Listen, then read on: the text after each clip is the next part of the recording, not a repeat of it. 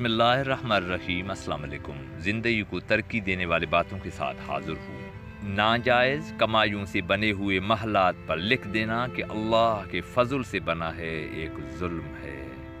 वो लोग झूठे हैं जो यजीद को तो दरियाफ्त करते हैं मगर हुसैन बनने को तैयार नहीं।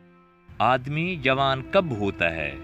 जब वो आइंदा के ख्वाब देखे। बूढ़ा कब होता है? जब वो गुज़िश्ता चीज़ें याद रखे। जब हमारी तमन्ना के पाँव हासिल की चादर से बाहर निकल जाएं तो हमें सुकून नहीं मिलता।